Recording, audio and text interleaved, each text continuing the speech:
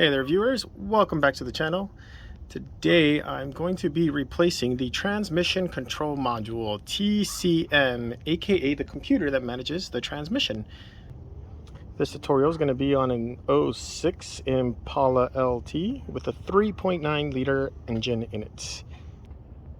Additionally, I'm going to be pulling one from the junkyard and I will be showing you if it needs programming or not. Okay, let's get started.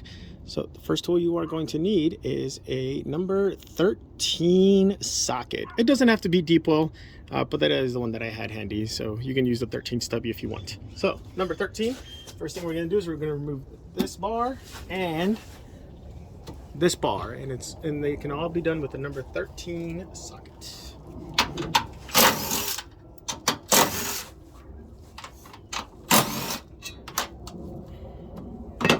Set that aside and set it on the ground wherever it is you need to. You can tell I don't remove that one too often.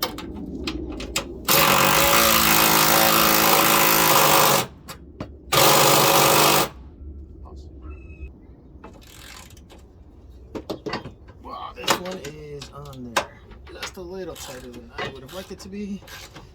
Remind me to check the threads on this one. Usually the gun is more than enough to get these out.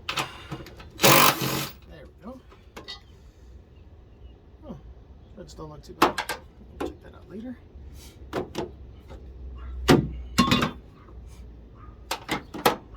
Awesome. Okay, next tool you're going to need is a number 10 socket, number 10. And this one is for the negative battery cable. Nope, I've already loosened this one. And yes, this is the wrong battery for this car, but I got it for cheap. The other battery died, and this one gets the job done for now. So anyways, negative battery cable, set that off to the side. Pause.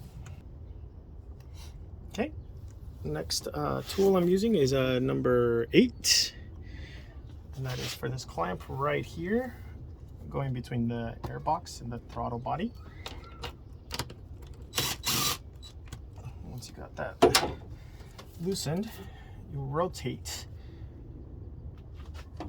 You see this little piece right here, just rotate that right along. And that'll give you maximum flexibility with this. So unplug your mass airflow sensor. And that's just this little plastic clip. You just press down on that and pull up. You should clear the little secure plastic that keeps that clip in place. And you should be able to just, minimal force, just push this back. Uh-oh, I did not mean for that whole thing to come apart. Okay. Good morning, Kelly Rose. You gonna help me turn some wrenches today? No, Mommy, come me. You want Mommy to come with you? All right, you can steal my camera person. Okay, next thing you're gonna do, once you got your hose disconnected over here, there are a few of these clips right here that hold in this top air box together. So there's that one right there, this one right here. If you come over here on this side, there should be a couple more. One right there, and then the last one's right there. So let's just go ahead and get those undone. I'm gonna have to figure out why this whole assembly's coming up. I don't know who was here before me, but they were definitely having some fun. And did not put this back together all the way. I feel like I spent some of my time at every other repair fixing somebody else's mess, or laziness, or I don't know what you want to call it. Oh no.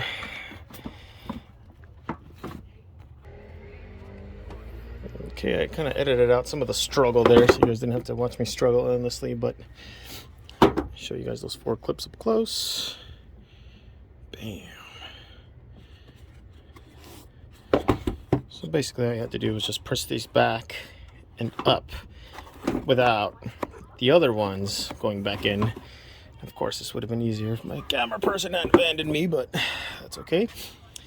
Now try to take it easy on this part right here. Don't just fling this to the side or anything like that, because you have your mass airflow sensor right there.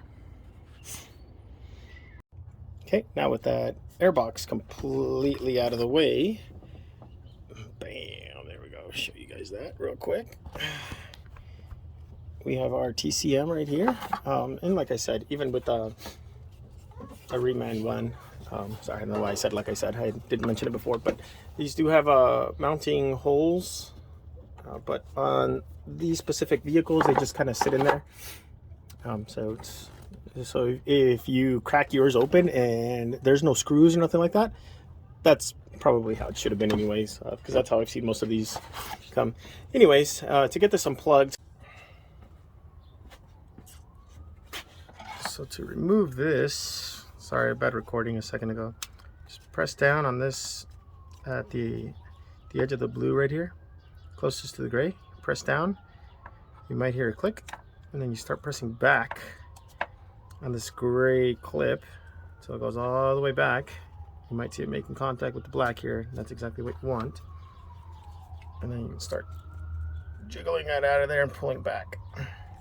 Some people do take a screwdriver right here and they'll pry.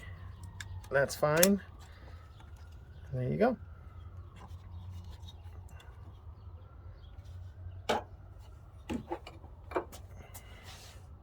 So it's a pretty good habit to get into, to check these little connectors right here. I have seen my fair share of components that were swapped out, whether it was a camshaft position sensor, whether it was a computer, whatever. Did not solve the problem. They took it to another mechanic, they brought the vehicle to me or whatever, and it ended up being one of these little pins in here. These look like they're in pretty good shape, thankfully.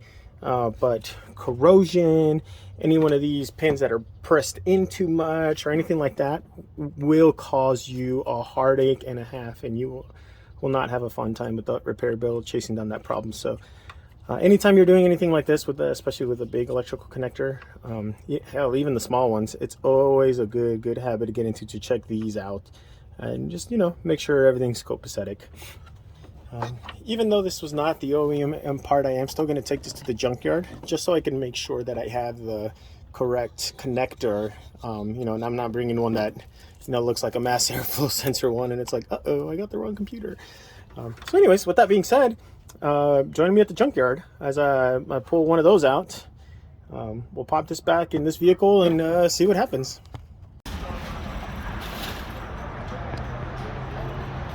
Let's do it.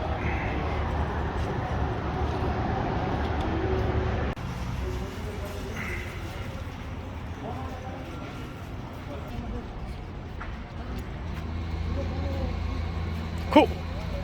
Took all the GM stuffs right at the entrance. Lucky me. Oh joy! Like a kid at a candy store every time I'm at the junkyard.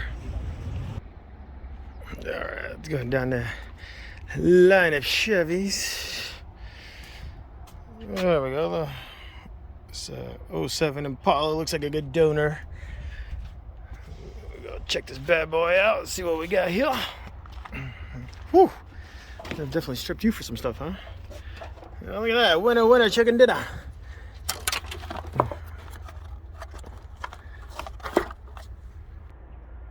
Okay, got that one out.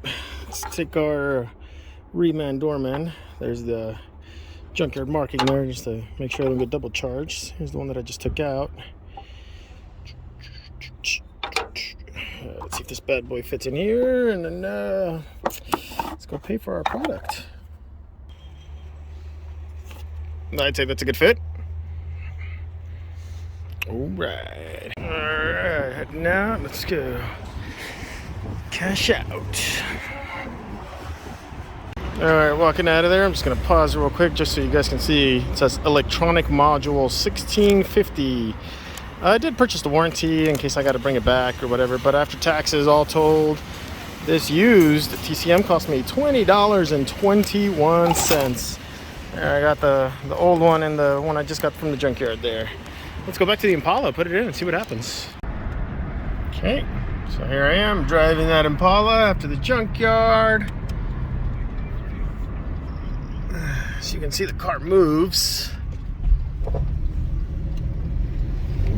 I didn't do any programming or anything like that. Let me slam on the gas here, see if it, oh yeah, here we go. That's, you got some stability control kicking on there, so that's good.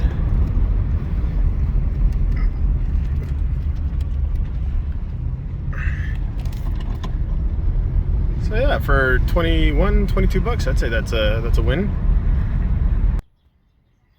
Before I close up this video, let me just give you a quick backstory on what it was doing. I'd hit the gas and the RPMs would not rise, it wouldn't downshift. It felt like it was stuck in like third gear or limp mode, some of you might recognize. I could move down the shift selector all the way down and manually shift.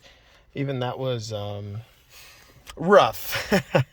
But anyways, I am super happy that after dropping in a used TCM from the junkyard, that actually got pretty good results. I mean, for 22 bucks, and they did offer a warranty at this specific junkyard for that price. So if it didn't work out, I could take it out and try another one, or get credit to get something else, maybe some trim pieces or whatever. So, you know, those $20 22 bucks would not have been in vain. I at least would have gotten my money's worth. So for those of you that are skeptical about trying out a TCM or any electrical component like that, you know, my advice to you is, hey, ask if that junkyard has a warranty. Usually it's super cheap. The warranty for this one was actually like $1.60, so technically I could have spent maybe 20 bucks. But I chose to go with the warranty just in case I got a bad TCM, or, you know, if I wanted to swap that out for anything else. But yeah, it definitely beat, you know, going to the dealer and shelling out, you know, $700 or whatever ridiculous amount they wanted to charge for a new TCM programming or whatever. Yeah, like, you know, I didn't do any programming, so whatever that's all about. Because even on some of the eBay posts that I saw, it was required programming, and you know, that kind of turned me off a little bit. But you know, overall, I'm glad I did this little experiment. It worked out great for me. I hope it works out great for you. Anyways, if there's something you guys want to see on the channel, anything experimented on, torn down, step by step, anything like that, please leave it in the comments below. I'm happy. I'd be happy to try to make that happen for you. I try my best to respond to as many comments as possible.